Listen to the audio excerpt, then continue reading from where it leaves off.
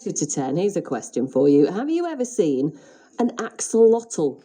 Maybe you have no idea what I'm talking about. Well, let me tell you, they are little salamanders. They're sometimes pink in colour. They've got like frilly grills, a bit like a feathery scarf, and a face that's super cute that looks like it's smiling. I know about them because of my kids who are into games like Minecraft and Roblox. But there is some worries out there that the rise in popularity of these axolotls in those games means that they've become popular as pets in real life too. The RSPCA so they're really difficult to keep as pets, and some owners will be unable to care for them properly. Well, I know someone who knows much more than me about these amazing little creatures. It's Tara Marie Costello from Axolotl and Reptile Rescue. Hi, Tara.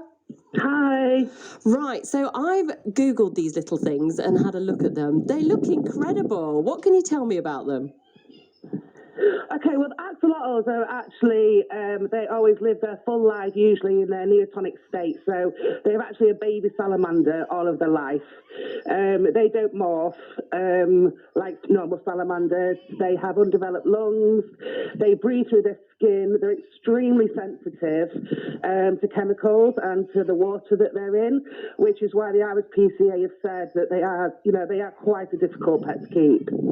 Yeah, I was reading about them, and there's this kind of weird contradiction, isn't there? That they're some of the most widespread amphibians on Earth, but in the wild, they're almost extinct. Is that right?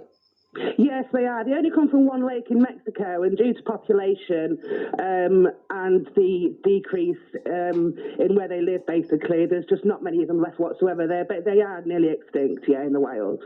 So what do you make, then, of this Minecraft and Roblox trend?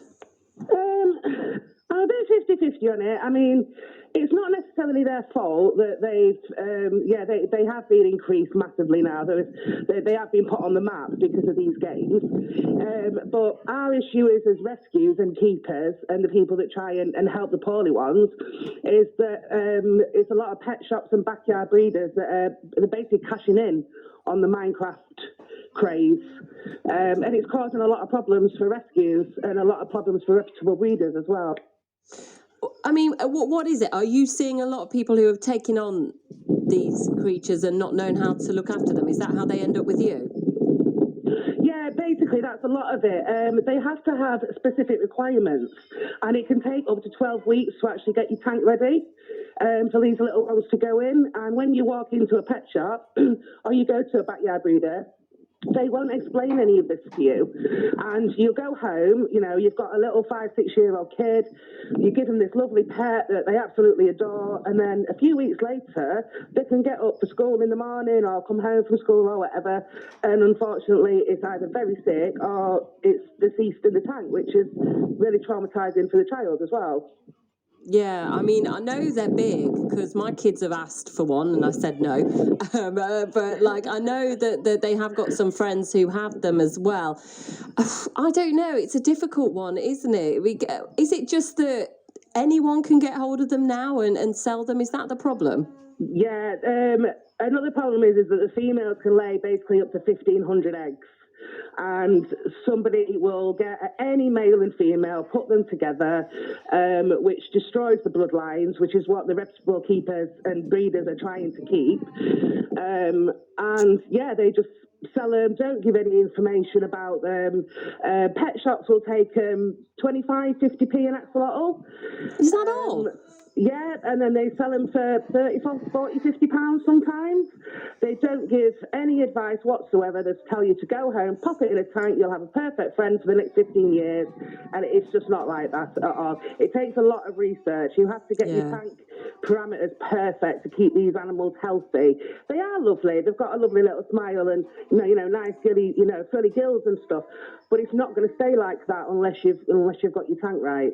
15 years, that's a long time as well. That's a big commitment. Yes, it is a very big commitment, yeah, definitely. How did you get into them, Tara? Well, me and my husband, he's been keeping exotics now for probably about 15 years. I've been keeping them for over 20. We come across them in pet shops, to be honest, took some in, and then a friend messaged me. We had an advice page, and a friend messaged me and said, this one needs help, can you go get it? And I think that started the rescue. And I was actually talking to my husband last night, and I think we took in about 2,000 animals just last year. Whoa. In 1 year. 2,000 in a year. Yeah, I think our biggest rescue of axolotls, because of overbreeding and then not being able to rehome them, our biggest rescue was about 350 in one rescue. Yeah. That's a lot. So listen, if there's a parent or a grandparent listening this morning and they're getting bugged by a young person in their life to get an axolotl, what would you say to them? I would say to go, I don't know if I'm allowed to mention groups or not, Facebook groups, but there's obviously my group, which is Axolotl and Reptile Rescue and Advice. There's Axolotl UK. They've got a list on there of reputable breeders and rescues. I would say skip the pet shops, stop lining, their tills with cash. Go to reputable breeders. They will ask you questions. They will make sure that they'll help you. They'll help you get your tank set up. Just stick with them. If no one asks you questions, it's a big red flag, move on to somebody else. But if your child wants one, just be prepared that you are probably going to take on most of the work, because there's a lot of water testing, and stuff like that a child can't do. So it's not a pet you can give to your child and go, there you go, there's a present. It's massive responsibility. It takes a lot of work and a lot of research. It does. Do your research. Thank you, Tara. Thanks ever so much. Hope you don't get blown away. Sounds very windy where you are, but I've got no signal at my house, so I've had to walk around the corner to my local park. Oh, well, thanks ever so much for talking to us this morning. Take care.